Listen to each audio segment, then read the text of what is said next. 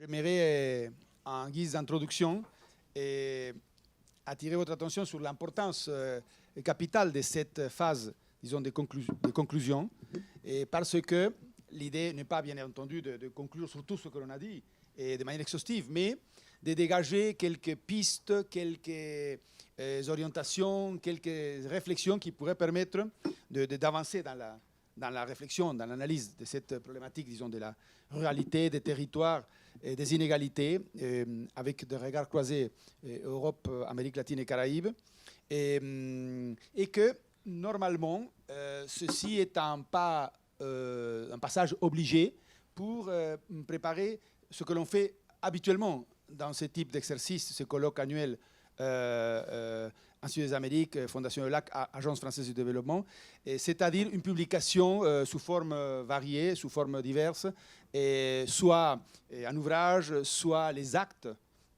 élaborés du colloque, soit un numéro spécial d'une revue. C'est le cas au cours de ces dernières années. Donc je voudrais effectivement signaler ça, qui est un exercice important. Et peut-être soulever l'idée ou mentionner que, tout particulièrement pour ce qui est des deux dernières éditions de ce type, de cette conférence Institut des Amériques, EULAC, AFD, et on a justement demain la présentation des actes du colloque de l'année dernière qui traitait des problématiques urbaines et de la ville durable, et on aura ici à l'AFD, dans les bâtiments centrales, disons, une présentation à 10h, et avec la présence de Catherine Paquette, qui était la responsable coordinatrice scientifique de ce colloque, et qu'une publication donc, est sur le point d'être faite sur cette édition du colloque, et sur l'édition précédente, qui était en fait consacrée à la relation Amérique latine, Union européenne et la Caraïbe dans le contexte de ces relations-là, eh bien, une publication, malheureusement on avait voulu la distribuer aujourd'hui, mais on n'est pas arrivé à temps, et a été faite, disons, un ouvrage, disons, synthétisant la principale communication, et coordonné par ceux qui étions à l'époque, donc en 2017, les coordinateurs scientifiques de ce colloque, Éric Dubessé de l'Université de Bordeaux et moi-même. Et là, il y a d'une part cette publication et puis une sélection d'articles et des contributions. Vous avez là sous les yeux, disons, les informations, enfin sous l'écran, les informations sur les deux activités que je viens d'évoquer, le colloque Ville durable, inclusive, Europe-Amérique latine, et la Caraïbe dans les partenariats stratégiques euro-latino-américains caribéens, et la publication que j'ai évoquée. Et donc une partie de ces communications vient d'être publiées, sont en ligne dans la revue Études caribéennes. Donc voilà, c'est un moment important de notre colloque annuel. Et donc je vais passer la parole maintenant à Martine, peut-être en premier lieu, pour commencer avec ses réflexions et ses pistes de réflexion à la suite de ce colloque. Merci Carlos. Combien de temps ?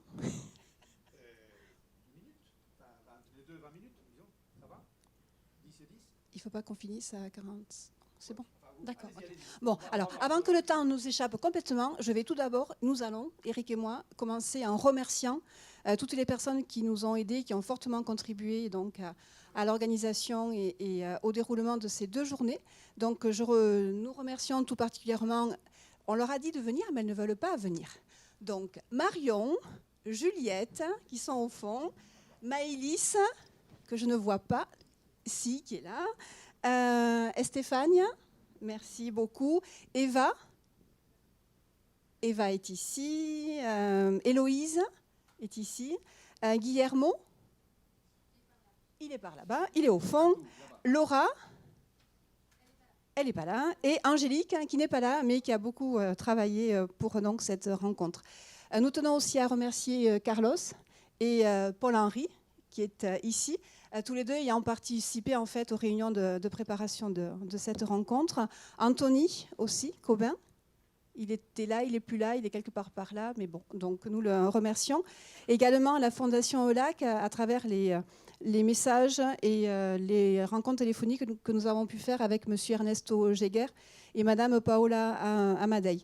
Et nous remercions très fortement et très chaleureusement tous les intervenants qui sont venus du Brésil, de la Colombie, du Pérou, du Costa Rica, de l'Argentine, c'est pas classé dans ne cherchez pas un ordre, hein, de l'Argentine, du Mexique, de l'Espagne, de l'Allemagne, de Bruxelles, Belgique, et de la France, pour pas dire Toulouse.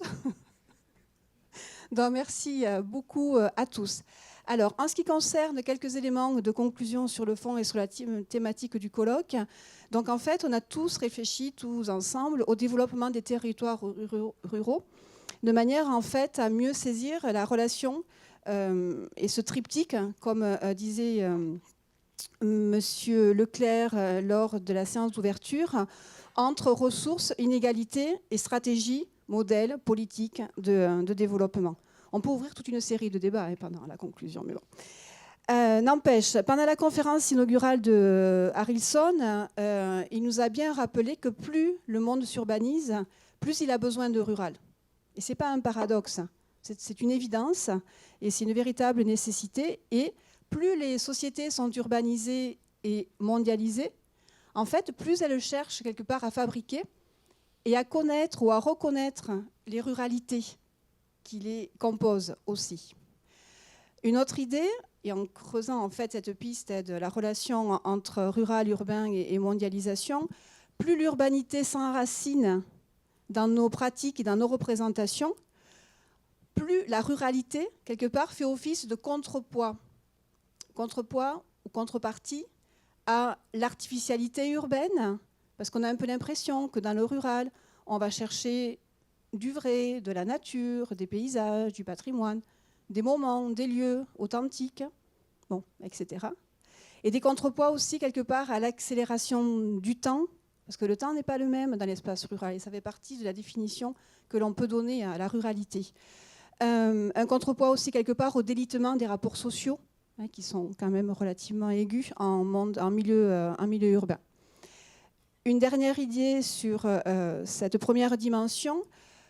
Plus la résilience de ces territorialités rurales s'affirme, en fait, plus la co-construction du développement des territoires ruraux, qui sont tous quelque part co-présents dans un espace donné, ce qu'expliquait un petit peu tout à l'heure Evelyne, hein, si je me réfère aux dernières interventions, plus la co-construction du développement de ces territoires ruraux, co-présents dans un espace donné, va se complexifier.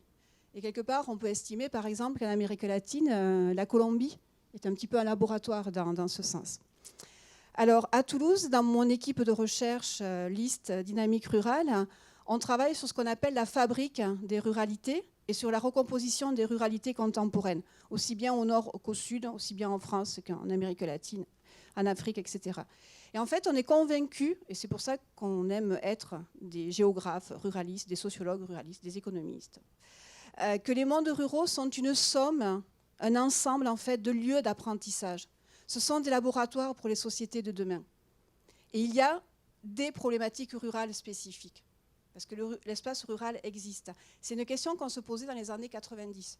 Je me souviens d'un sujet de dissertation, 1993, l'espace rural existe-t-il ? 5 heures. Ça forme et ça vous convainc de devenir une géographe ruraliste, latino-américaniste. Alors, en termes de définition que nous utilisons de cette ruralité, et après je passerai la parole à Eric, l'idée au final, c'est que les espaces ruraux, leurs habitants, leurs acteurs, comme on aime à dire à l'heure actuelle, si on considère des questions de vocabulaire, ils ont des rapports spécifiques à ces espaces ruraux. Parce qu'en fait, la ruralité, quelque part, c'est un ensemble de relations à la nature, à l'altérité, au lieu aussi, en fonction évidemment de valeurs et d'idéologies. Donc c'est la définition que nous prenons pour pouvoir mieux travailler sur la fabrique des ruralités, aussi bien dans les nords que dans les suds. Et cet ensemble de relations, elles sont distinctes évidemment selon le type d'espace rural et selon le type de territorialité. Et elles varient aussi, bien évidemment, en fonction du type d'habitants, du type d'acteurs, du type de groupe social, en fonction des relations de pouvoir entre les différents acteurs, en fonction des solidarités, des identités et des situations de coexistence des différents systèmes, qu'ils soient sociaux, productifs, sachant que ces systèmes sont parcourus, sont quelque part constitutifs et en même temps composés de partenariats et de conflits. Donc en fait, pendant ce colloque, on a beaucoup échangé entre des universitaires, des institutionnels, des acteurs de la société civile. Et nous savons que dans le public, il y avait des étudiants, des collègues universitaires aussi, des représentants et des acteurs à nouveau de la société civile et des corps diplomatiques. Et nous espérons que ça a été pour vous un moment privilégié pour vraiment réfléchir sur ces éléments d'interprétation des ruralités, sur les pistes aussi d'intervention possibles en matière, et là j'aime à citer un collègue argentin de Bahia Blanca, Roberto Bustos, des interventions, bien souvent on parle beaucoup de l'action publique, mais il y a aussi l'action privée. Et il y a aussi évidemment l'action collective ou l'action citoyenne. Et nous espérons aussi que ça vous a permis de réfléchir à des possibilités de coopération et surtout d'échange d'expériences dans les deux sens. Parce qu'évidemment, nous avons beaucoup à apprendre de l'Amérique latine et de la Caraïbe, nous les Européens. Voilà, donc j'aurais beaucoup d'autres choses à signaler, mais simplement, il y a vraiment un acquis, c'est qu'il y a des relations rurales-urbaines qu'il faut à tout prix prendre en compte. Et en même temps, comme aimaient à dire Jean Viard et Bertrand Hervieux dans les années 90, l'urbain s'est échappé des villes. Et l'urbain est aussi dans le rural, tout comme le global est dans le local, évidemment. Et les habitants des milieux ruraux, pour ne pas relancer la discussion sur ce que c'est qu'un territoire rural ou autre, les habitants des milieux ruraux, en fait, à des degrés divers, ils sont très connectés au monde. Et quelque part, la fabrique de la mondialisation, elle passe aussi par ces mondes ruraux, parce qu'elle se fait sur place, dans des lieux ruraux, avec des ressources localisées. Et ce sont ces mondes ruralo-urbains, autant que urbano-ruraux, auxquels nous devons réfléchir en tant qu'universitaires, en fonction du niveau d'interdépendance entre les espaces urbains et les espaces ruraux. Et ce niveau d'interdépendance ayant beaucoup à voir avec ce que l'on pourrait appeler l'épaisseur de l'espace, autrement dit la distance, qui renvoie à des questions de mobilité, de circulation, que les habitants des mondes ruraux doivent prendre en considération au quotidien. Parce que c'est ça aussi, le développement rural, c'est prendre en considération des questions de spatialité, autrement dit de rapport à l'espace et à son épaisseur. Merci Martine. Moi, je voudrais tout d'abord remercier très chaleureusement l'Institut des Amériques, la Fondation ELAC, Paola, les responsables de l'Agence française du développement qui nous ont fait l'honneur, à Martine et moi, de nous inviter à assurer l'animation scientifique de ce colloque. Et réellement, c'est une opportunité de dialogue. Un des objectifs de ce type d'échange et de regard croisé entre les dynamiques autour des territoires ruraux en Amérique latine et en Europe, c'est bien sûr d'essayer d'améliorer à la fois nos éléments de connaissance, mais également d'orientation d'action publique, de politique publique. Et donc je voudrais juste dire 2 mots pour terminer sur les quelques enseignements que nous avons pu tirer à chaud de nos débats sur ces questions des politiques publiques et des expériences concrètes de gestion locale, communautaire, territoriale des ressources et du développement rural. Je crois qu'au-delà de la prescription, les politiques de développement rural prennent peu en compte ces expériences innombrables, ces innovations, et souvent en l'absence d'État ou de capacité de l'État, ou au-delà de l'État et de ses actions et transferts. Alors il y a un nombre incalculable d'expériences, certaines qui ont été citées ici, Caracoles au Mexique, les Mesas de Desarrollo Rural en Uruguay actuellement, les ERC en Colombie, etc. Donc l'action publique territoriale, elle tourne parfois le dos à ces apprentissages territoriaux qui sont générateurs d'innovation, d'inclusion, de démocratie participative. Et donc je ne peux pas terminer ces premières conclusions à chaud sans évoquer cette espèce d'épopée des politiques publiques de développement territorial rural qu'a connue dans les 2 dernières décennies l'Amérique latine. Alors certes, dans le cadre du réseau que j'ai animé jusqu'à l'an passé, politique publique et développement rural en Amérique latine, nous avons eu l'occasion, avec une trentaine d'institutions de 12 pays d'Amérique latine, et également en participant à l'étude que le RIMISP a coordonnée sur le bilan des 15 ans de politique de développement territorial en Amérique latine, d'essayer de comprendre ces dynamiques et d'essayer de tirer quelques enseignements d'études comparées à l'échelle régionale. Et nous avons pu analyser tout au moins la première génération de politique publique de développement rural territorial. Nous espérions pouvoir faire de même avec la seconde génération. Et là, il ne reste plus qu'à compter beaucoup sur le laboratoire de la Colombie ou sur les innovations au Mexique, parce que ces politiques ont disparu totalement en Argentine, au Paraguay, au Brésil, au Nicaragua. Et on espère qu'elles vont quand même réapparaître à un moment ou à un autre. Donc après l'Europe et toute la génération des programmes leaders qui a été évoquée cet après-midi, l'Amérique latine a constitué un véritable laboratoire de politique publique de développement rural en général, avec l'émergence des politiques d'agriculture familiale, de développement territorial, d'approche participative, des marchés publics et des achats publics à l'agriculture familiale, des programmes de services environnementaux, etc. À la grande différence des politiques publiques de développement territorial de l'époque leader, pour citer le programme européen sans entrer dans le millefeuille français, je crois qu'on avait un cadre de politique qui était très rigoureux dans le cadre du leader, compétitif, fondé sur des cofinancements État, région, Union européenne, et sur la base de prêts qu'il fallait rembourser.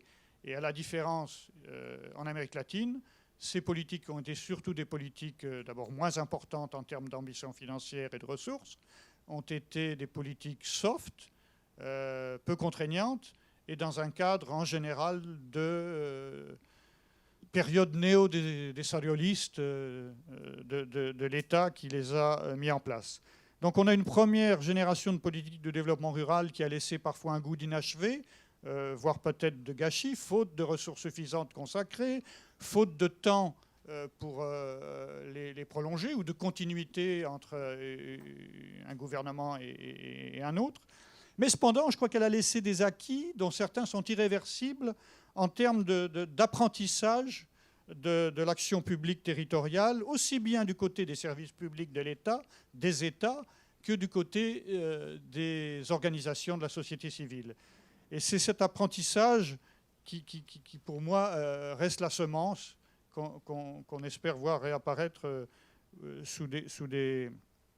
dans des conditions nouvelles ou des caractères plus innovants.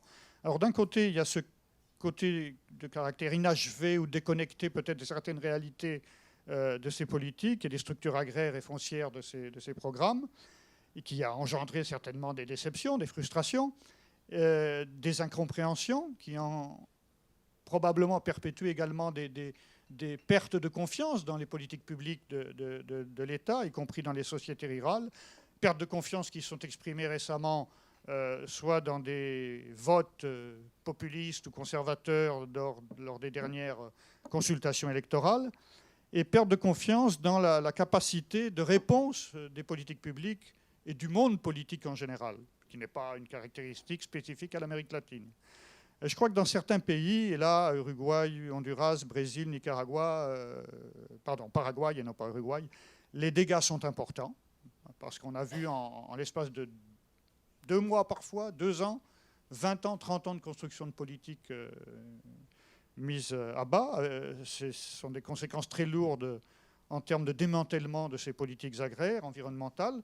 Comme le disait Harrison Favaretto hier, la reconstruction sera dure, probablement lente, et il n'y a pas de recette, il n'y a pas de silver bullet, il n'y a pas de sauveur ou de méthode qu'on pourrait transférer depuis l'Europe vers l'Amérique latine pour pouvoir résoudre cette difficile question de la construction de coalitions larges, de coalitions pluralistes, qui en même temps sont très différenciées, soit en termes de dynamique ou de périmètre d'un pays à l'autre, en fonction justement des conditions historiques ou spécifiques de chaque pays. Donc voilà ce que je voulais rappeler, et j'espère que nous aurons, avec la participation de tous les exposants et peut-être d'autres contributions, l'occasion de préparer un dossier, une publication sur ce sujet qui nous motive tous énormément. Merci à tous. Merci beaucoup Martine, merci beaucoup Eric. En effet, donc, pour cette synthèse et ces pistes que vous avez dégagées, je crois qu'il y a un large consensus sur cette idée que des nouveaux défis et des nouvelles réponses des politiques publiques doivent être données aussi bien en Europe qu'en Amérique latine sur la territorialisation des politiques de développement, qui est un élément qui a été, disons, très présent dans tous les débats et dans les échanges que nous avons eus.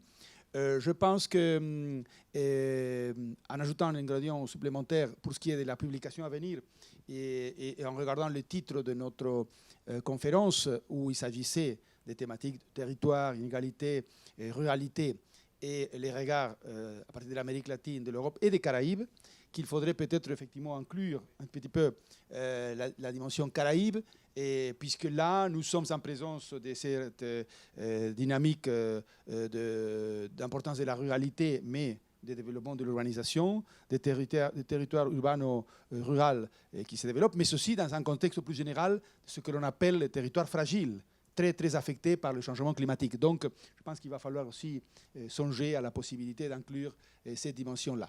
Donc, voilà pour ce qui est de cette phase de conclusion. Et je pense qu'on arrive au terme de notre conférence et que nous devons donner maintenant la parole à Paola Amadei, à Yves Saint-Jour, enfin à tous ceux qui vont participer dans la cérémonie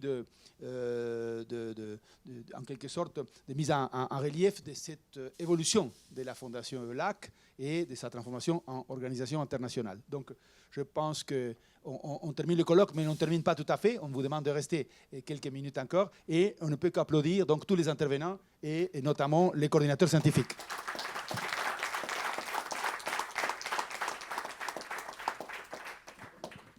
Donc, allez-y.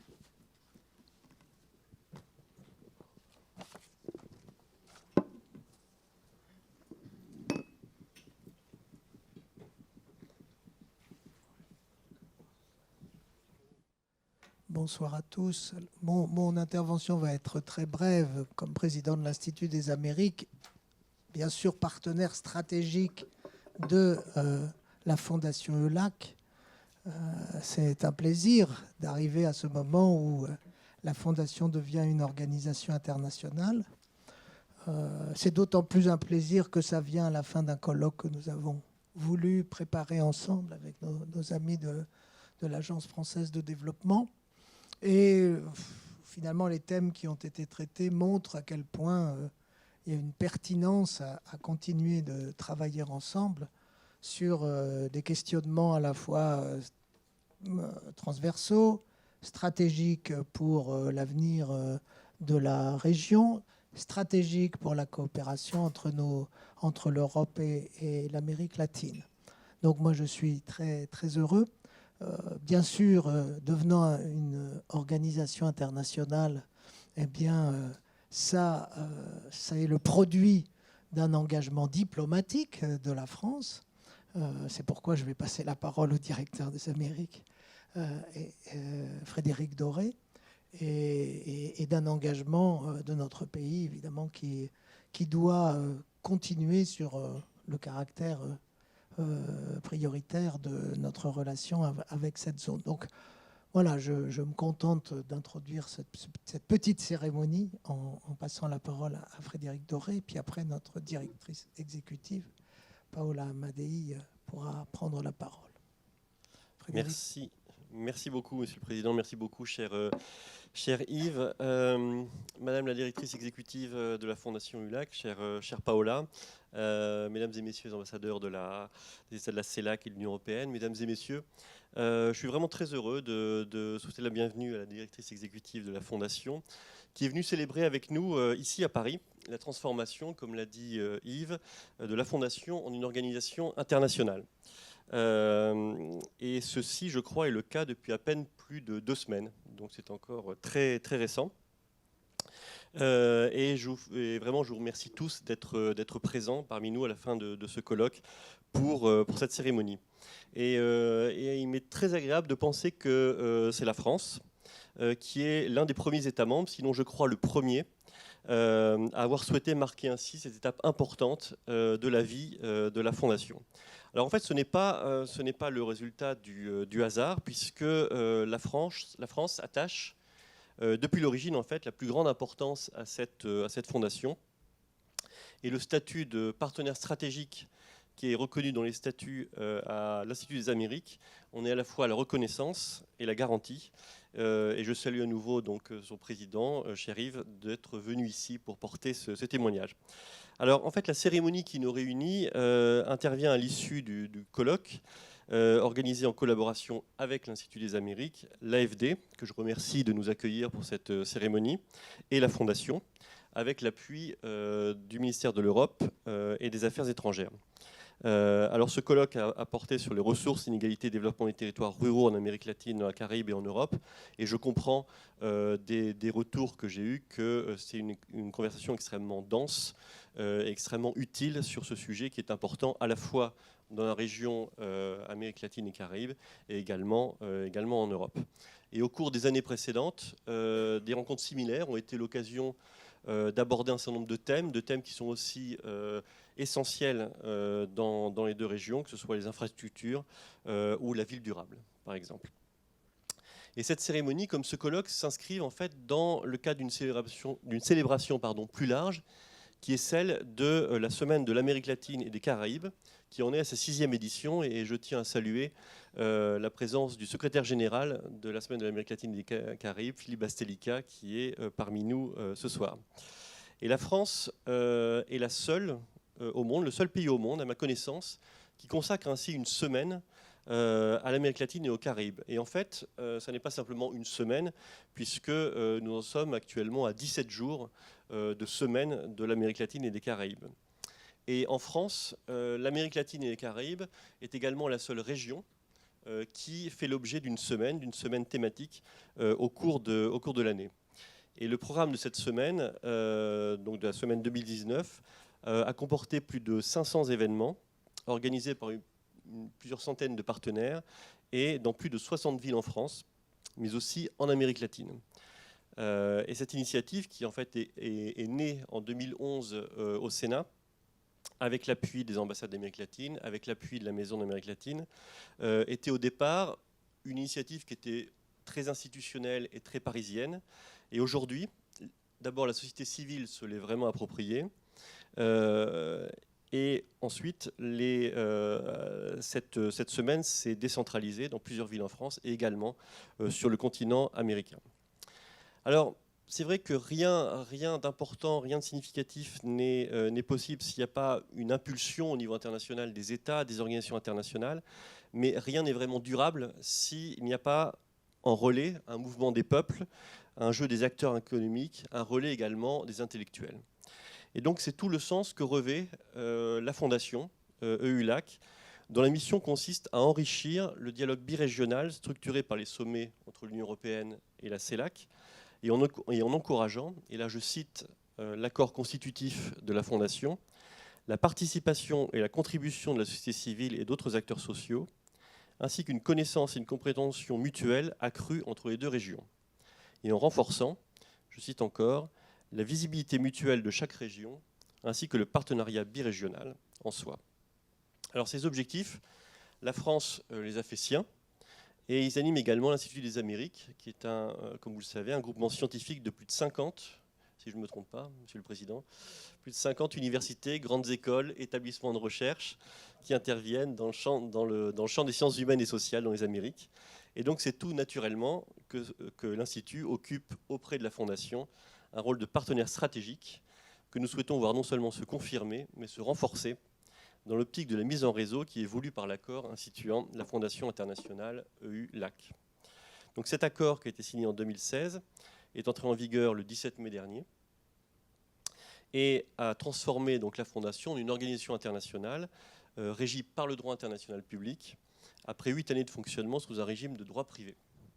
Et donc c'est ce que nous célébrons aujourd'hui, ce soir, et c'est donc une chance en fait à saisir pour donner encore plus de substance à la relation birégionale à travers les efforts convergents de tous ses membres. Et la France forme le vœu que nous sachions collectivement tirer parti de cette occasion. En tout cas, de notre côté, nous en avons vraiment la volonté. Donc je terminerai et je conclurai en souhaitant vraiment le plus grand succès à la nouvelle Fondation EULAC. Merci. Je passe la parole à sa directrice exécutive, Paola Amadi. Merci beaucoup, Monsieur le Directeur Frédéric Doré, Monsieur l'ambassadeur, président de l'IDEA Yves Saint-Jour. Ce soir, j'ai la difficile tâche de représenter la Fondation en remplaçant aussi son président ad honorem, le docteur Leonel Fernandez, qui hier a été empêché de quitter la République dominicaine et de nous joindre aujourd'hui. Il le regrette surtout puisque nous savons combien il apprécie la Semaine de l'Amérique latine et des Caraïbes et l'atmosphère qui s'y respire. Il promet qu'il sera ici l'année prochaine, même si en mai prochain, la Fondation aura d'autres autorités. Ceux qui connaissent les extraordinaires qualités d'orateur du président Fernandez comprennent la difficulté de ma tâche. Modestement, je me limiterai à quelques remarques sans l'ambition de le remplacer. Je voudrais tout d'abord remercier les ministères français de l'Europe et des Affaires étrangères pour son précieux soutien et son engagement dans l'organisation de cette cérémonie commémorative des transformations de la Fondation dans une véritable organisation internationale. Cette cérémonie revêt une importance particulière puisqu'il s'agit effectivement de la première cérémonie commémorative organisée dans l'un de nos États membres depuis l'entrée en vigueur de l'accord et à laquelle nous espérons en suivront d'autres dans les États membres. Elle est aussi spéciale puisqu'elle s'inscrit dans le cadre de la Semaine de l'Amérique latine et des Caraïbes à Paris, une initiative qui met à l'honneur nos régions, permettant aussi de mettre en avant la diversité de ces relations. Nous ne pouvons que nous féliciter que cette initiative ne cesse de s'agrandir en multipliant activités et localisations. Et hier, le ministre Drian a eu l'occasion de nous rappeler la multiplicité des lieux et d'activités. Je l'ai dit hier et je le réitère aujourd'hui, ici à Paris et surtout pendant la Semaine de l'Amérique latine et des Caraïbes, on a l'avantage de se diriger à un public branché sur les thèmes des relations birégionales, à de nombreux spécialistes, mais aussi à un public général intéressé. J'ai aussi maintenant l'opportunité de remercier l'engagement institutionnel de la France qui s'est traduit par la ratification de l'accord constitutif de la Fondation en novembre 2018. À ce jour, 28 États membres et l'Union européenne elle-même ont ratifié cet accord et 58 sur 62 ont signé l'accord de manifeste l'intention de le ratifier. Je pense que les prochaines sera le Pérou, parce que le décret a déjà été signé, on attend juste la transmission. Vous me permettrez de souligner l'importance qui rêvait pour l'association birégionale la création de la Fondation. Il s'agit de la seule organisation qui réunit tous et seulement les pays de l'Union européenne, de l'Amérique latine et des Caraïbes, motivés surtout par le désir d'une connexion plus forte des respectives sociétés civiles. Sa transformation en une organisation internationale permet la pleine réalisation du mandat des chefs d'État et de gouvernement depuis sa création en 2010 au sommet de Madrid. Je me permettrai maintenant de mettre en lumière quelques-unes des principales réalisations de la Fondation depuis sa création, en appui au processus politique birégional tel qu'il est défini par notre mandat. Depuis 2011, la Fondation s'est focalisée dans plusieurs thématiques d'intérêt pour l'association birégionale. Et depuis 2016, s'est basée sur les priorités définies par le président Fernandez et soutenues par les membres. La priorité a été accordée aux initiatives dans les domaines de l'enseignement supérieur et de la connaissance, de la science, de la technologie et de l'innovation, des PME, du changement climatique et de la culture. ainsi que d'autres activités spécifiques visant la société civile. Depuis fin 2011, quand la Fondation a été établie à Hambourg, il a été possible de mener à bien plus de 130 événements et rencontres sectorielles, parmi lesquels des colloques, comme celui d'hier et aujourd'hui à l'Institut des Amériques, des forums de réflexion, des séminaires, des conférences, des ateliers de formation technique. 39 études ont été publiées pour encourager les débats et favoriser l'échange de bonnes pratiques et des connaissances spécialisées entre les acteurs des deux régions. Études qui sont consultées de manière récurrente, ce qui permet d'atteindre le chiffre de 3000 téléchargements en un an. D'ailleurs, il y a un appel à proposition pour une nouvelle étude sur les marchés des bons verts, de green bonds, en Amérique latine et aux Caraïbes. Donc, vous êtes invités à rentrer dans notre site et vous renseigner pour voir si vos institutions ont intérêt à présenter une proposition. Au cours des 2 dernières années, la Fondation a lancé 2 appels à la réalisation d'événements cofinancés sur des thèmes pertinents pour l'association birégionale EULAC. Pour ces appels, on a reçu plus de 200 propositions, y compris de la part d'établissements d'enseignement supérieur français, ce qui met en évidence l'intérêt à débattre et à approfondir les relations entre nos continents. Actuellement, la bibliothèque numérique, qui constitue un dépôt de connaissances et de recherches sur les relations EULAC, dispose de près de 1700 documents et plus de 1500 organisations se sont enregistrées dans la base de données Mapeo. Il s'agit d'organisations qui ont un intérêt à l'échange birégional. Et cette plateforme, cette base de données, consultée plus de 70 000 fois.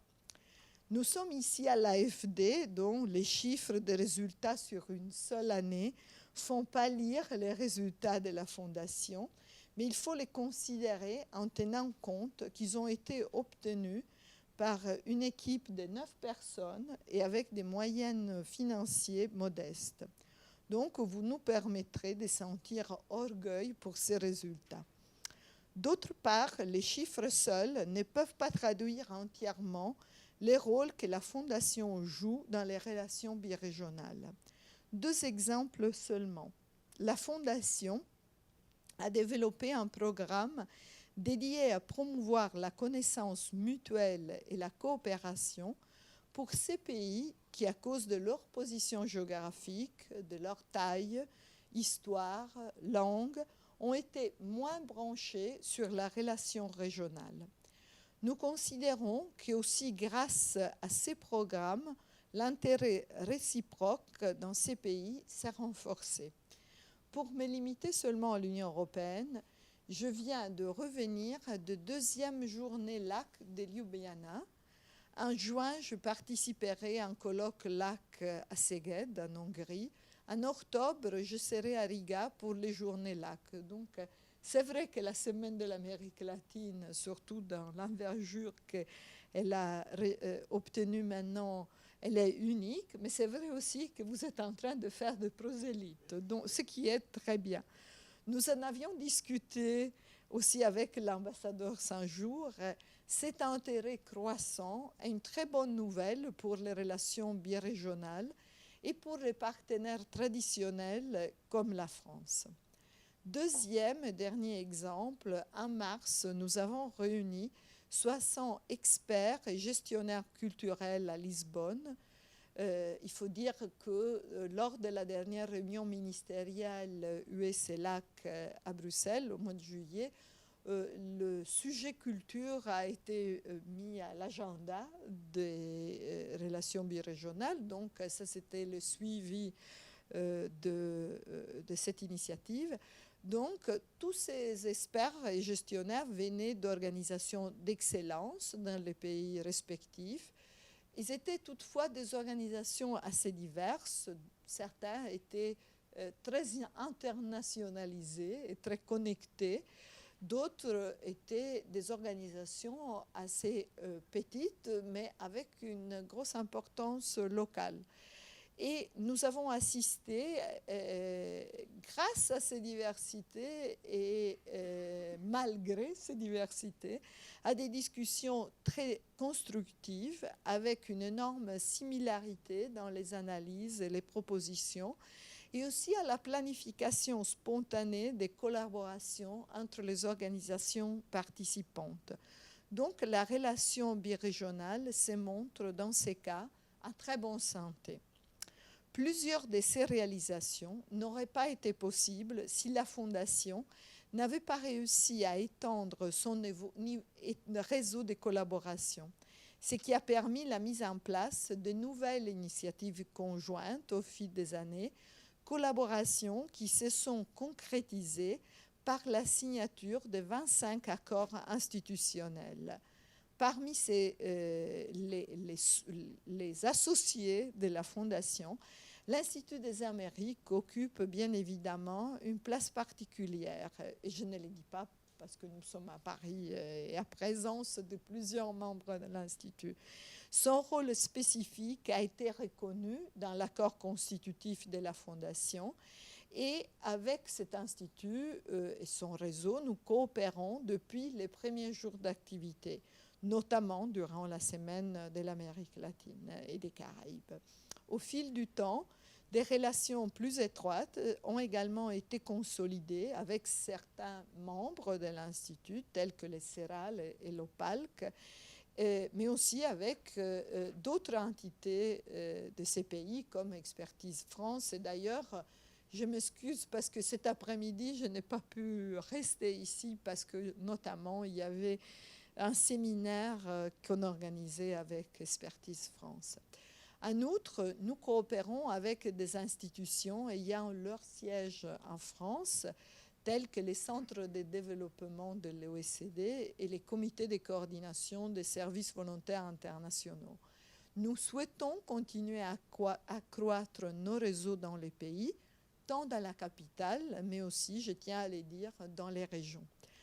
À l'heure où le système international est exposé à des détracteurs qui veulent un retour à l'isolement et au nationalisme, la naissance d'une nouvelle organisation internationale, selon la volonté de ses plus hautes autorités depuis sa création, est un signe d'espoir qui ouvre une fenêtre pour les sociétés civiles de deux régions afin d'aborder, échanger et nourrir de leur dynamisme et créativité aussi les dialogues entre les gouvernements. Un grand merci à vous tous de vous être rejoints à cette initiative ce soir et après une longue journée, et à bientôt. Merci.